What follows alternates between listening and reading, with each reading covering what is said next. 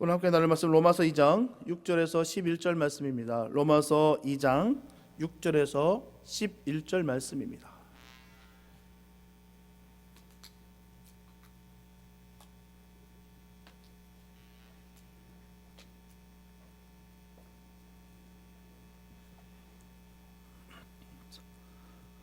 로마서 2장 6절에서 11절 말씀입니다. 주님의 귀한 말씀 봉독해 올립니다.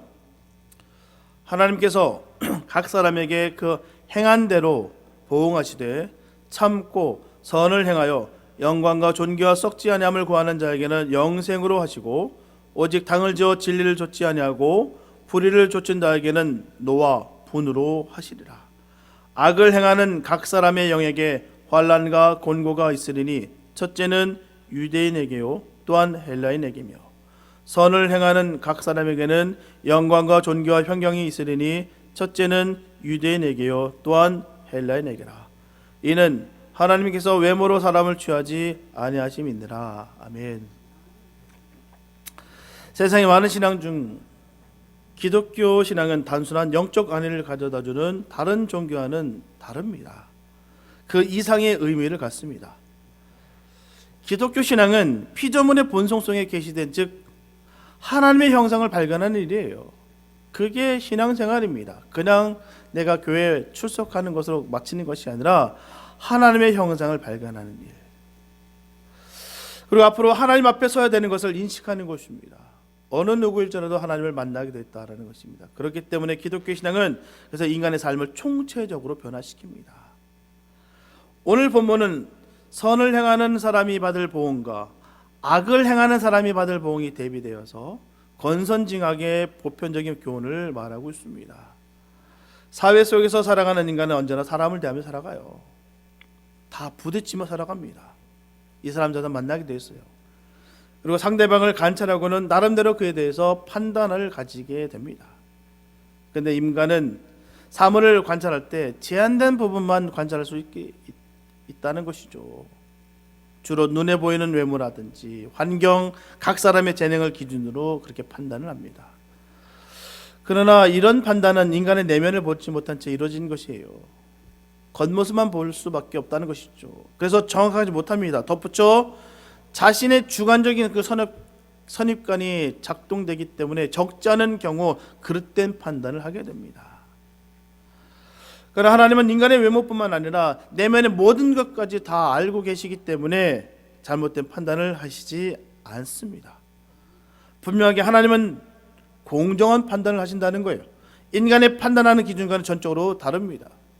하지만 결국 이 말은 유대인에게 있어서는 너무나 충격적인 말이에요. 그들은 자신들이 선민이라는 사실 때문에 심판받지 않는다고 그렇게 믿고 왔습니다. 오직 심판은 그 이방인들에게만 있는 것으로 이해해왔기 때문에 그들은 모든 사람들에게 심판이 있다는 것 자체가 그들은 충격적이다라는 것입니다.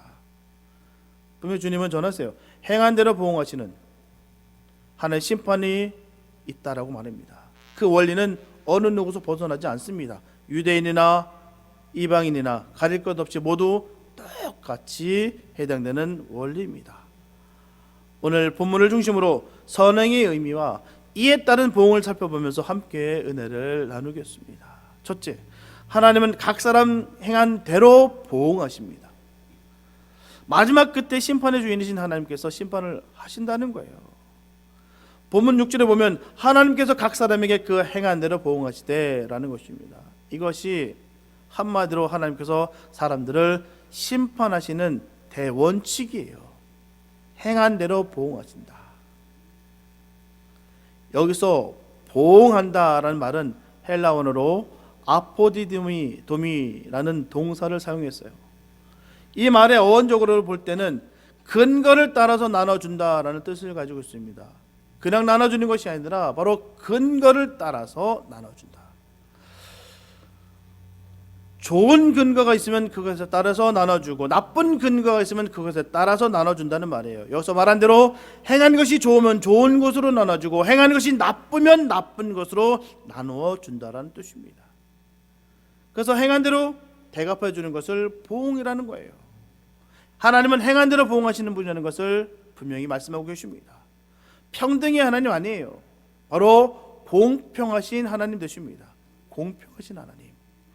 이처럼 하나님께서는 심판의 기준이 각 사람에게 그 행한 대로 하신다라고 분명히 우리에게 말씀하고 계십니다. 하나님께서 우리를 위해서 다 의롭게 판단해 주신다는 거예요. 하지만 반면에 이 세상은 어떻습니까? 결코 정의롭지도 않고 공평하지도 않습니다. 부정과 부패로 얼룩져 있어요.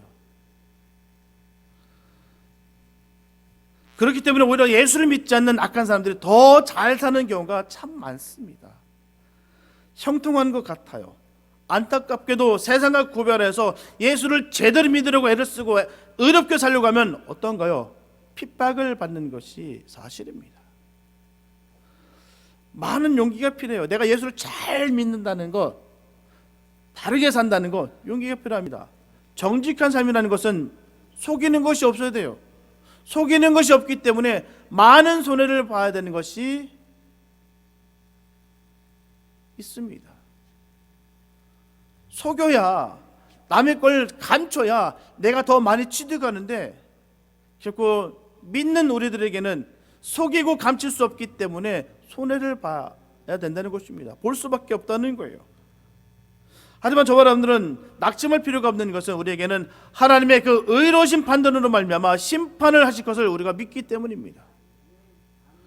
하나님의 의로우신 심판의 그날 하나님께서 우리를 위해서 의와 불의, 참과 거짓, 선과 악을 다 가려주실 것이기 때문입니다. 그래서 저와 여러분들은 아무리 힘이 겹고 고통이 따른다 할지라도 이것을 믿기 때문에 참고 선을 행할 수가 있습니다. 우리 그렇게 믿음이 있으셔야 돼요. 하나님 반드시 시원하실 것이고 반드시 가려주실 것이고 반드시 주님께서 기억하실 것을 믿는 우리의 믿음이 있게 되시길 축복합니다. 이 믿음이 우리에게 있어야 돼요. 그래서 참고 선을 행한다는 것은 율법을 지켜 행한다는 말씀과 같습니다. 율법을 지키려 하면 인내가 따른다는 말을 먼저 하고 있어요. 왜일까요? 왜 율법을 지키는데 왜 인내가 필요할까요? 그것은 인간의 죄성이 율법을 지키고 따르도록 하는 것을 방해하기 때문입니다. 죄가 율법을 지키지 못하게 만든다는 거예요. 끊임없이 인간의 죄성은 인간의 율법을 따르며 지키도록 놓아두지 않습니다. 계속해서 죄짓게 만든다는 거예요. 죄로 계속해서 인들어 갑니다. 계속해서 사망의 길로 이끈다는 거예요. 인간 자신이 이런 죄성을 이기고 율법이나 양심을 따르며 지킬 만한 힘이 없습니다. 있는 것 같고 할 수 있을 것 같으나 아니요. 죄에 대해서 그냥 넘어져 버립니다. 미련밖에 이기겠다고 하는 것이 아니라 죄의 자리에서 도망치는 거예요. 왜요? 우리는 이길 수 있는 힘이 없어요. 다 자신하죠. 나는 아니야. 나는 이길 수 있어. No. 아닙니다. 우리는 죄를 이길 수 있는 능력이 없어요. 우리 자신에게 얼마나 관대한지 모릅니다. 다 물어보십시오. 핑계 없는 무덤 있는지요. 다 우리 자신에게는 너무 관대해요. 그래서 우리는 죄를 이길 수 있는 힘이 없습니다. 그런데도 불구하고 인간 자신이 자기의 힘으로 율법을 지키려고 하면 너무나 힘이 들 수밖에 없다는 것이죠. 여기에는 자기 죄와 싸우는 일을 해야 됩니다. 이렇게 하는데 인내가 필요할 수밖에 없어요. 하지만 우리가 기억해야 되는 것은 본문에서 전하고 있듯이 심판은 각 사람에게라고 했어요. 이렇게 하나님의 심판은 한 사람 한 사람에게 개별적으로 이루어지는 것입니다. 율법을 생명처럼 지켰던 유대인일지라도 전부 천국에 보내시는 것이 아닙니다. 또한 우상을 숭배했던 이방인일지라도 심판 때 서지 않고 모두 그냥 지옥에 보내신 것이 아니다라는 것입니다. 한 사람 한 사람이 하나님의 심판 앞에 반드시 서야 됩니다. 이 사실이 진리예요. 누구든 예외가 없습니다. 누구든 하나님의 심판 앞에 서게 된다는 거예요. 그래서 하나님의 판단이 의로우신 판단이라는 거예요. 누구일지라도 차별하지 않으시고 똑같이 심판대에 세운다는 거예요. 그렇기 때문에 저와 여러분들은 하나님의 심판 앞에 개별적으로 반드시 서야 됩니다. 남편이 기도 많이 했기 때문에 아니면 부인이 기도 많이 했기 때문에 덤으로 해결될 수 있다? 아닙니다. 경상도 말로 택도 없습니다. 그건 할 수 있는 일이 아닙니다. 내 부인이 너무 기도만 했기 때문에 난 무사 통과. 아니요, 그럴 리 없어요. 내 남편이 열심히 기도했기 때문에 난 무사 통과. 그럴 리 없습니다. 개별적인 거예요. 개별적인. 하지만 저와 여러분들은 전혀 무섭거나 두려울 필요가 없습니다. 왜냐고요? 예수 믿는 저와 여러분들은 하나님의 심판대 앞에 설 때 홀로 서는 것이 아니에요. 중보자 되신 예수님께서 그때도 함께 해주시기 때문입니다.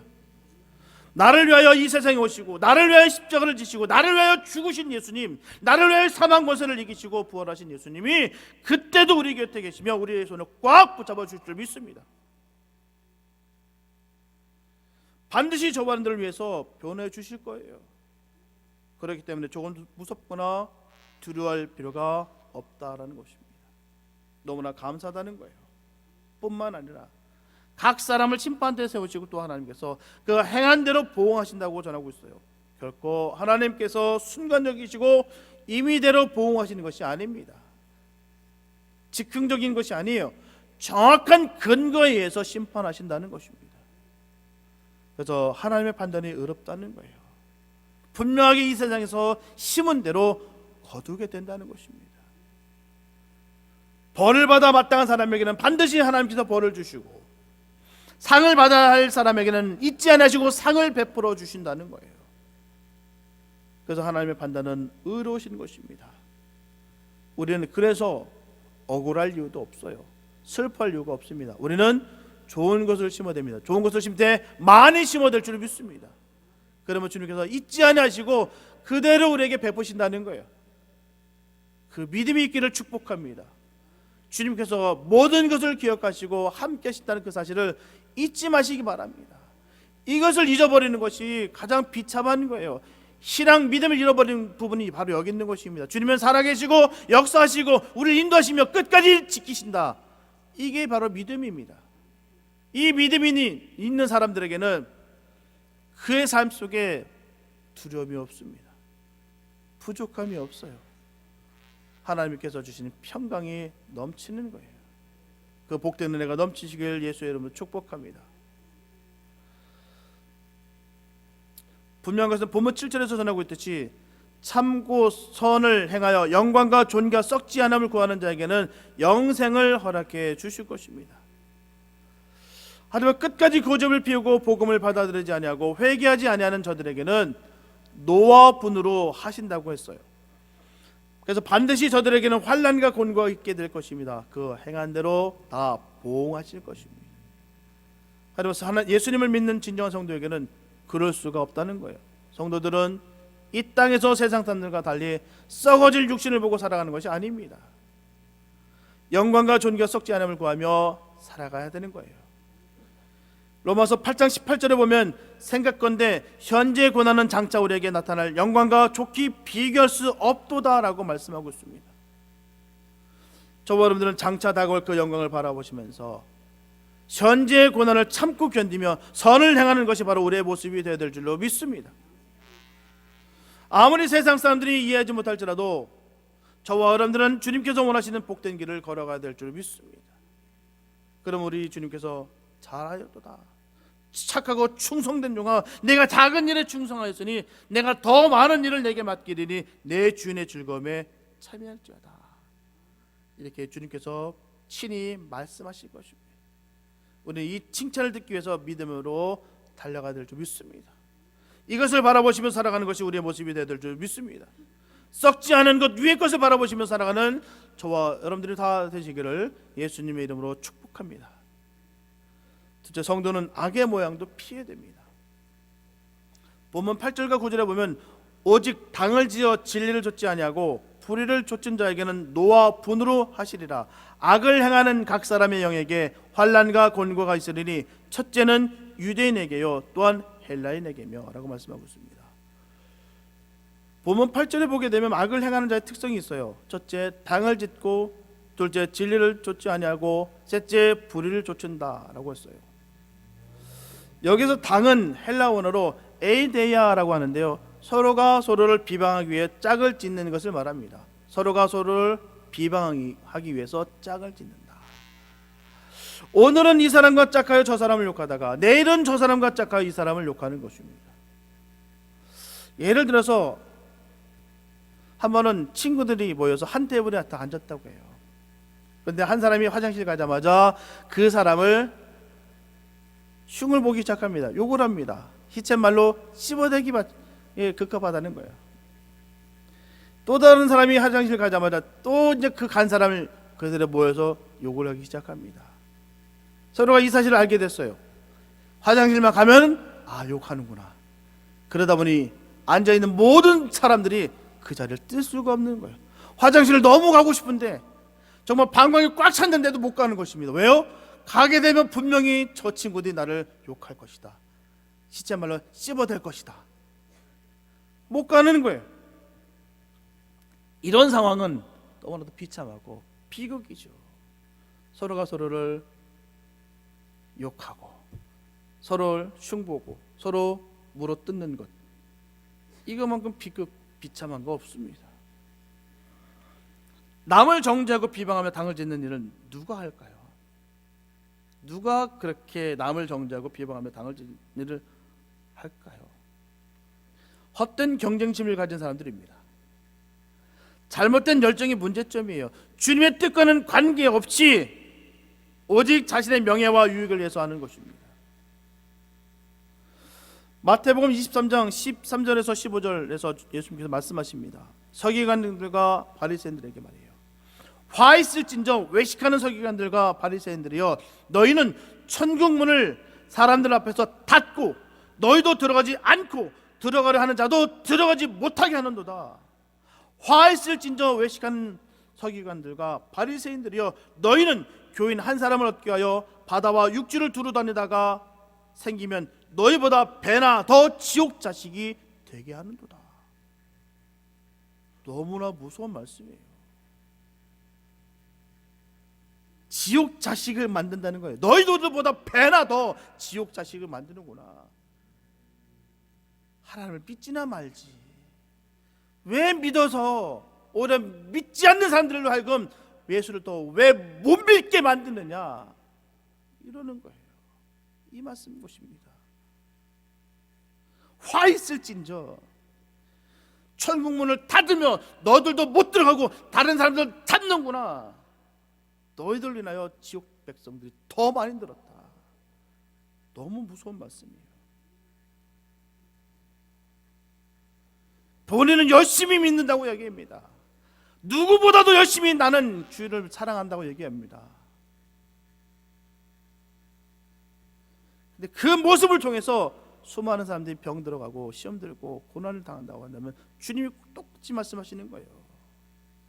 바다와 육지를 두루 다니다가 생기면 너희보다 배나 더 지옥 자식이 되게 하는도다. 얼마나 무서운 말씀인지 모르겠어요. 우리 모습을 되돌아보지 않을 수가 없습니다. 늘 이 말씀을 대할 때마다 저도 간담해서 드려요. 목사인 나로서, 단에서 서는 나로서 과연 지옥 백성 만드는 것은 아닌가. 괜히 따뜻한 말, 듣기 좋은 귀에 달콤한 말만 내가 쏟아부으면서 결국 그 자식들 지옥 백성 만드는 것은 아닌가. 참 심히 두렵습니다. 그래서 쓰리고 아플지라도 복음을 전할 수밖에 없어요. 우리는 바로 살아야 되는 거예요. 주님이 원하시는 바대로 살아가야 되는 것입니다. 다른 사람이 자기보다 더 열심히 봉사하고 인정을 받게 되면 더 그 모습을 배합합니다. 왜일까요? 에이데야 때문입니다. 시기라는 거예요. 사랑이 없는 열심은 결국 죄를 짓게 된다는 것입니다. 언제나 유대인들은 선민의식을 가지고 있었어요.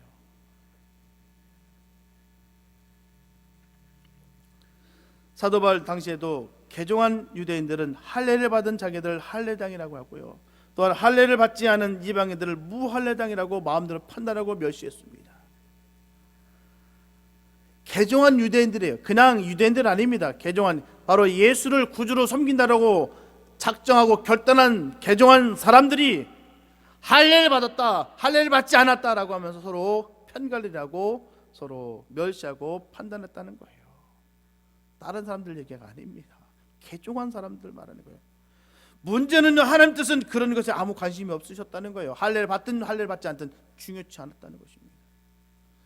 대개 분쟁과 분열은 하나님의 뜻과는 전혀 상관없는 것으로 이루어지고 있습니다. 주님 안에 거하면 문제될 것이 없어요. 자기 이름이 드러나야 되고, 자기 욕심이 채워져야 되고, 자기가 인정받아야 되고, 남들보다 뛰어나야 되고, 짓밟은 한이 있어도 내가 1등이 되고자 하는 그 시기, 질투와 경쟁심으로 말미암아 주님의 뜻과는 전혀 상관없는 것으로 문제를 야기시킨다는 것입니다. 주님 안에 거해 보십시오. 그게 중요치가 않아요. 별로 우리와 상관이 없습니다. 주님 사랑하는 그 마음, 주님으로 말미암아 내가 구원받았다는 이 감동과 감격으로 인해서 다른 것들은 문제가 되지 않습니다. 자꾸 무언가를 채우려 하다 보니까, 자꾸 무언가를 통해서 내가 얻으려다 보니까 자꾸 문제가 발생되는 거예요. 주님 안에 거하지 못하고 말입니다.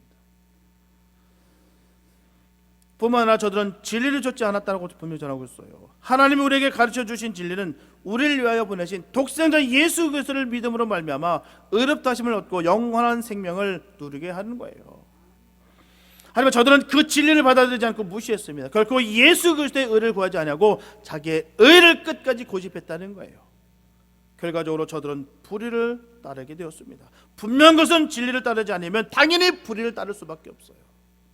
예수님의 말씀대로 사람은 본질적으로 두 주인을 섬길 수가 없습니다. 한 주인밖에 섬길 수가 없어요. 진리를 따르지 않으면 결국은 불의를 따를 수밖에 없습니다. 다시 말씀드리면 하나님의 영이 잡혀있든지 아니면 사단의 영이 잡혀있든지 둘 중에 하나는 거예요. 중간은 없습니다. 이와 같은 불신자들에게는 하나님의 의로우신 판단이 나타나는 그날에 하나님께서는 본문 8절 마지막 부분에서 분명히 전하고 있듯이 노와 분으로 하시리라고 했어요. 여기서 노라고 하는 것은 헬라 원어로 올게라고 하는데 부글부글 끓어오른다라는 뜻입니다. 또한 분이라고 하는 것은 헬라 원어로 디모스라고 하는데요, 터져버린다라는 뜻입니다. 계속 가열하면 한계에 이른다는 거예요. 그러면 결국 터져버립니다. 그것이 바로 분이라는 것입니다. 믿지 않는 자들, 악을 행하는 자들에게 하나님의 의로우신 판단이 나타나는 그날에 하나님의 진노가 환화산처럼 터져버리게 된다는 거예요. 하나님의 사랑의 정의는 참고 견디는 것입니다. 고린도전서 13장에서 사랑정을 요약하는 것이 바로 참고 견디느라. 수많은 말이 있는데 바로 첫 번째와 마지막이 참고 견디느니라. 우리 주님께서 참고 견뎌주셨기 때문에 우리가 살아갈 수 있는 거예요. 그런데 그 결과가 본문 9절입니다. 악을 행하는 각 사람의 영에게 환난과 곤고가 있으리니 첫째는 유대인에게요 또한 헬라인에게며. 이렇게 악을 행하는 각 사람은 당을 짓고 죄를 좇지 아니하고 불의를 좇은 자들인 것입니다. 분명하게 각 사람의 영에게 환난과 곤고가 있을 것이라고 했어요. 우리가 기억해야 되는 것은 육신은 잠시 잠깐입니다. 유한하고 한계가 있다는 거예요. 이 세상에는 예수를 안 믿는 악인들도 잘 사는 것 같습니다. 사기치고 사람을 잔인하게 이용하고 불법을 교묘하게 잘 사용해서 부와 명예를 차지한 사람들이 우리 주변에 참 많습니다. 보고 있으면 가슴이 답답하고 억울하게 느껴지는 사람들이 너무나도 많아요. 승승장구하면서 주변을 괴롭히고 어렵게 하는 사람들이 주변에 널려 있습니다.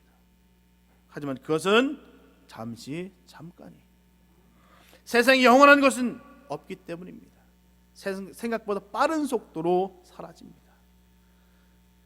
인생을 경험하신 분들은 다 아시는 바예요. 세월이 얼마나 빠른지, 또한 세월의 마지막 부분에 정말 필요한 것이 무엇인지를 압니다.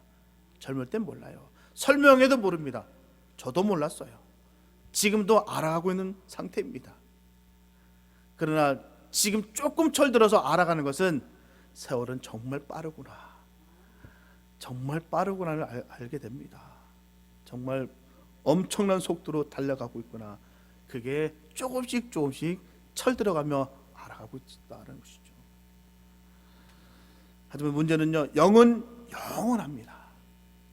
육은 찰나이지만 영은 영원한 것이에요. 저들이 지옥에서 당해야 할 고통은 끝이 없다라는 것입니다. 본문에서 각 사람의 영에게 환난과 곤고가 있다고 했어요. 이처럼 환난이라고 하는 것은 외부에서 오는 고통이고요, 하지만 곤고라고 하는 것은 내적인 고통입니다. 저들이 앞으로 지옥에서 환난과 곤고를 세 세트로 밤낮 없이 끊임없이 당하게 된다는 거예요. 얼마나 끔찍한지 모릅니다. 영원히 아무리 고통이 심해도 그것이 끝날 것이라는 기대가 있으면 얼마든지 참고 견딜 수가 있어요.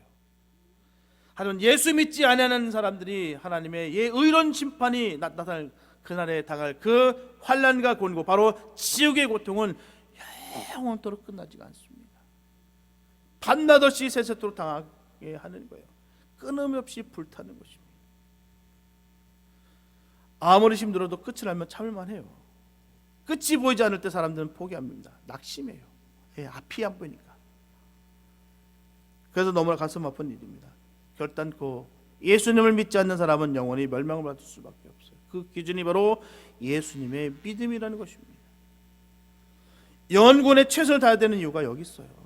왜요? 천국도 있고 지옥도 있기 때문입니다.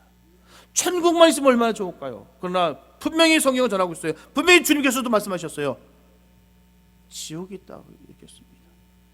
그 꺼지지 않는 불이 있다고 하셨습니다. 예를 들어서요, 사후 세계를 인정하지 않고 신도 없다고 말하면서도요, 지옥에 가라고 하면 화냅니다. 희한하죠. 지옥도 없다며, 사후 세계도 없다며. 근데 왜 지옥에 가라고 하면 왜 화가 날까요?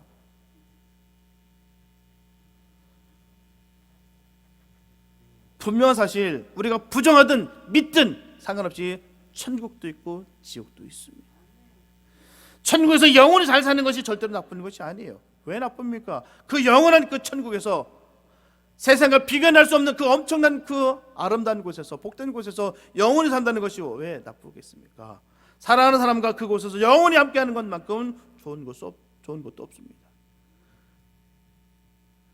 영원한 생명을 받은 우리는 한 영혼이라도 건져내야 되는 책무를 가졌다는 사실을 결코 잊지 마시기 바랍니다.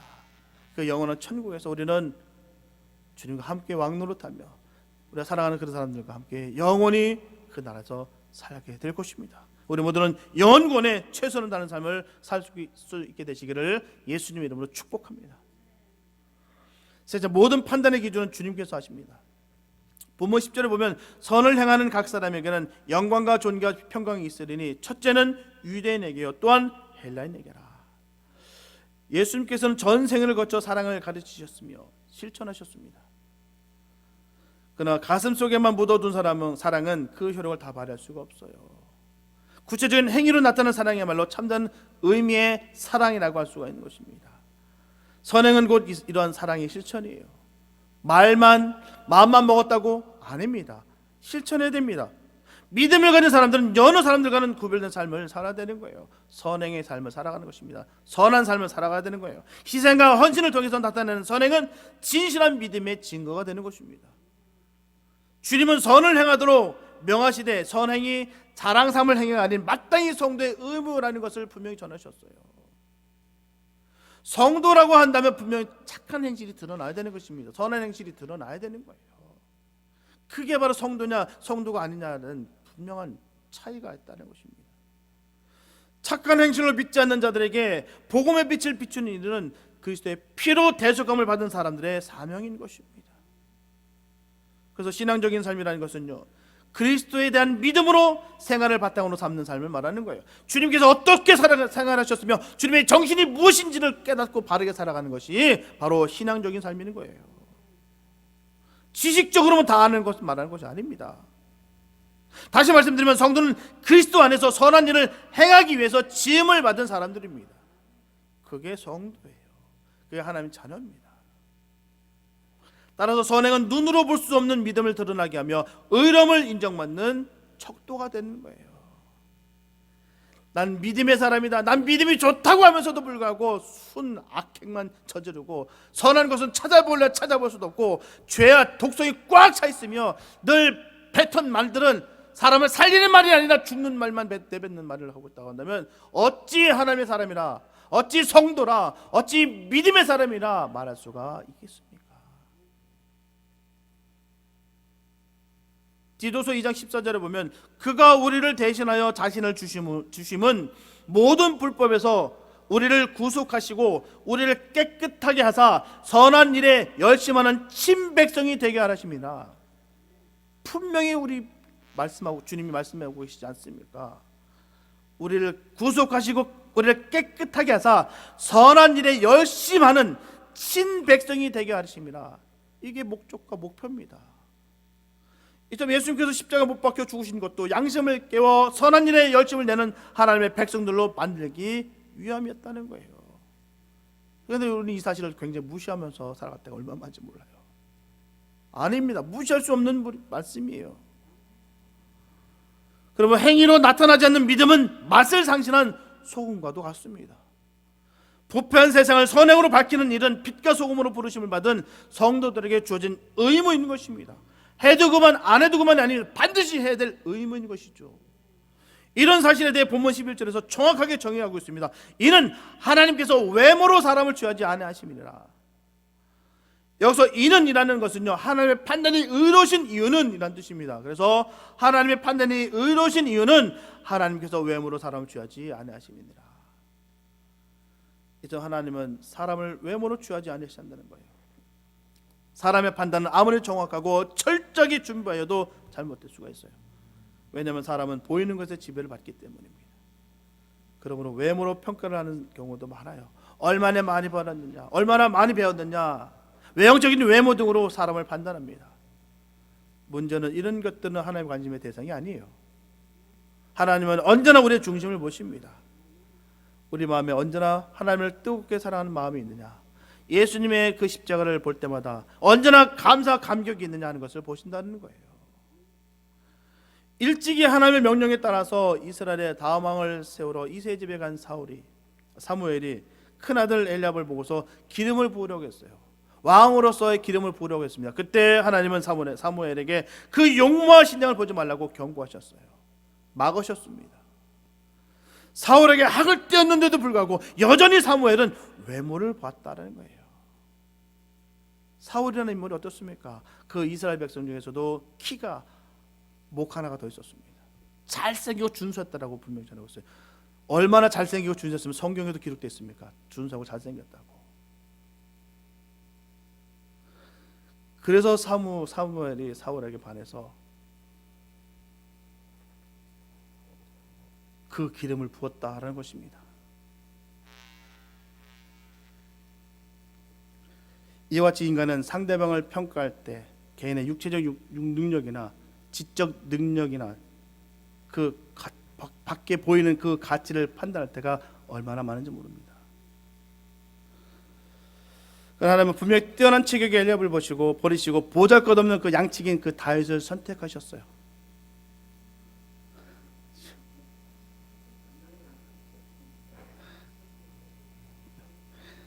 은혜 받기 위해서 온 것 같습니다. 인간의 각자의 능력은 하나님 필요에 따라 쓰시기에 위탁한 것이 자기 힘으로 얻은 것이 아니에요. 그래서 안식일 성수와 모세 율법의 준수에 누구보다도 열심히 했던 이 바리새인들과 서기관들을 예수님께서 책망하시는 것은요, 그들 행동이 나빠서가 아닙니다. 자신의 명성을 얻기 위한 외식적인 그것이었기 때문에, 그것의 진실로 하나님께 대한 믿음이 없었기 때문에 책망하시는 거예요. 다른 뜻이 아닙니다. 말씀에 최선을 다하고 또 율법에 최선을 다한 그들이 책망받을 이유가 아닙니다. 바로 외식적이었던 것들, 가식적이었던 것들, 진실한 하나님에 대한 믿음이 없었기 때문에 책망을 받은 거예요. 단지 입으로만 신하는 것은 참된 믿음이 아닙니다. 우리 반드시 마음속에 꼭 새기시기 바랍니다. 입으로만 신하는 것, 가식적인 것 아닙니다. 선한 하나님의 그 성품이 드러나야 되는 것입니다. 이게 참 믿음인 거예요. 이 믿음을 사모하시고 이 믿음에 따라 살아가시기 바랍니다. 우리가 박애정신으로 세계 사생의 사랑을 전하는 것이 아니에요. 하나님의 사랑을 전하는 것입니다. 우리는 하나님을 자녀이기 때문에 하나님의 형상을 회복하기 때문에 우리 삶 속에서 주님의 사랑이 드러나야 되는 거예요.